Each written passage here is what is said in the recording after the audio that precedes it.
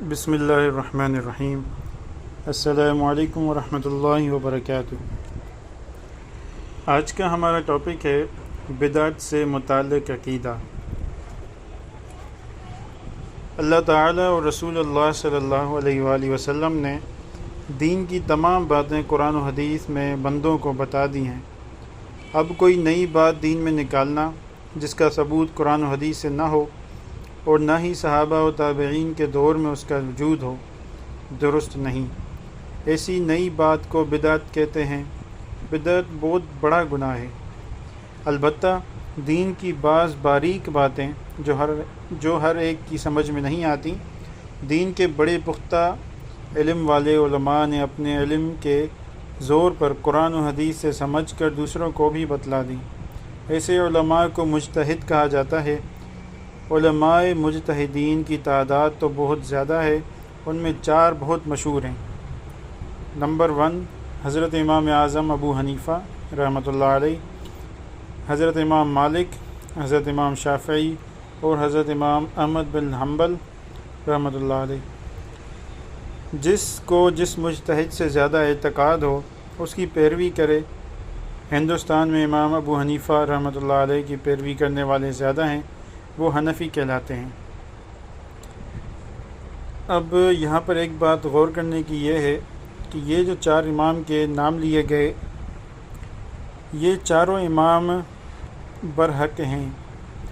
ان میں کسی بھی امام نے کسی اور کو نہ برا کہا ہے، نہ بدعتی کہا ہے، نہ مشرک کہا ہے، نہ کافر کہا ہے۔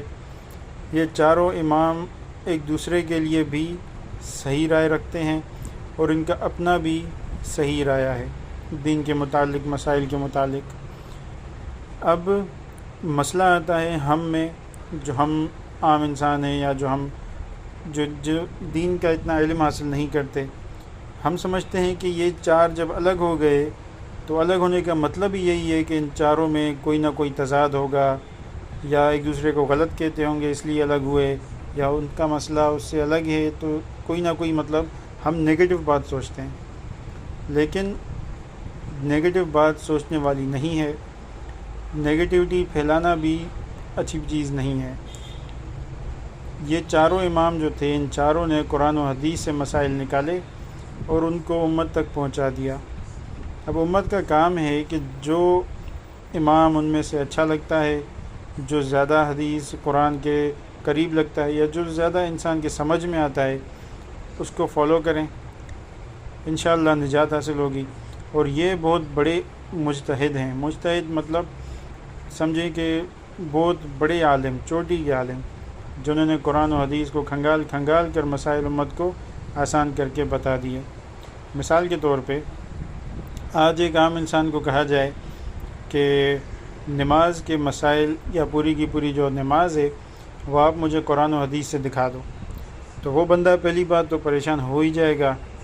دوسرے نمبر پہ جب تک وہ ڈھونڈے گا نماز کے مسائل، مثال کے طور پہ نماز میں ہمارے رکوع ہیں، سجدے ہیں، کتنے رکوع ہیں، کتنے سجدے ہیں، ظہر کی نماز میں کتنے رکوع سجدے ہیں، اور سنتیں کتنی ہیں، نوافل کتنے ہیں، فرض کتنے ہیں، وغیرہ وغیرہ، سارا طریقہ کار۔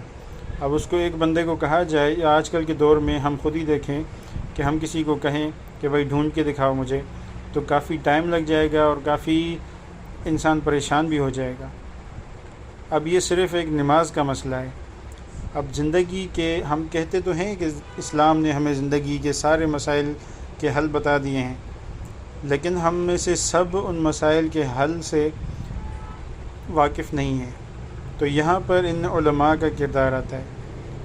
انہوں نے اپنی ساری زندگی وقف کر دی دین کا علم صحیح سے ہم تک پہنچانے کے لیے۔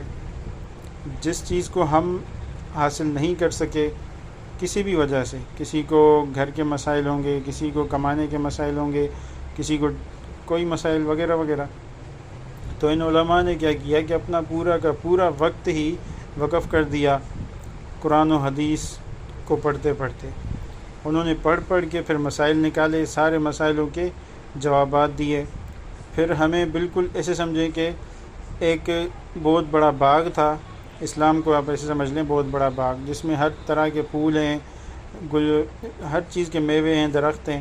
تو انہوں نے ایک اچھے اچھے پھول یا جو لازمی پھول ہیں وہ سارے انہوں نے چن کے گلدستہ بنا کے ہمیں دے دیا امت کو. تو یہ ساری محنت ان کی، کیونکہ ہمیں تاکہ الگ سے مطلب پریشانی نہ ہو ہمیں، نہ ہی ہمیں تکلیف ہو کہ ہم الگ سے جائیں اس پھول کو چنیں یا رلتے رہیں وغیرہ وغیرہ.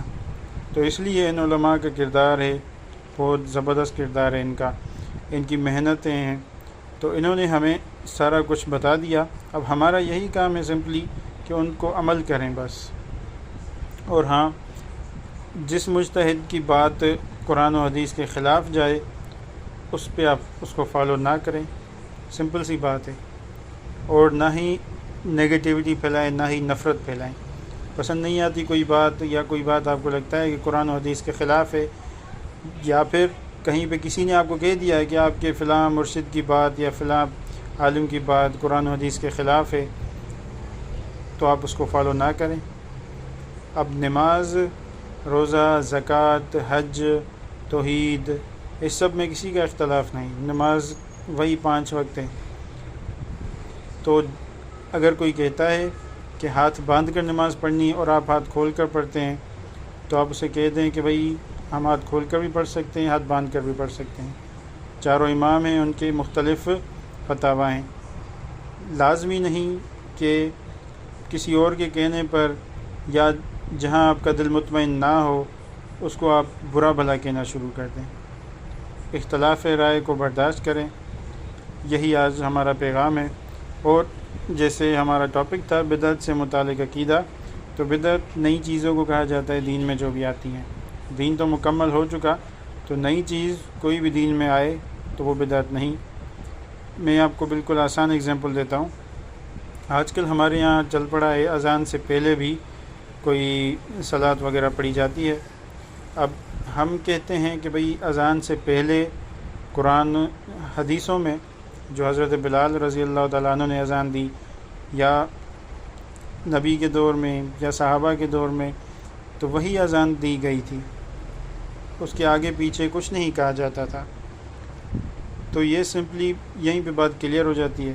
لیکن کچھ لوگوں کو سمجھ میں نہیں آتی تو ہم بھی ان پہ کوئی زیادہ رد نہیں کرتے، نہ ہی ان کو برا بھلا کہتے ہیں. تو ان کی سمجھ میں وہ آتا ہے، ہماری سمجھ میں یہ آتا ہے. تو ہم اسے بدعت کہتے ہیں. اور بدعت بہت بڑا گناہ ہے، کیونکہ دین میں ایک طرح سے آپ ایکسٹرا چیز لے کے آ رہے ہیں. تو بہرحال اس چیز سے ہمیں پرہیز کرنی چاہیے. قرآن و سنت کے مطابق ہو سکے کوشش پوری کرنی چاہیے کہ زندگی گزرے. اور نفرتوں سے، نگیٹیوٹی سے، اس سب چیزوں سے ہمیں دور رہنا چاہیے. اللہ تعالی عمل کی توفیق نصیب عطا فرمائے. آمین.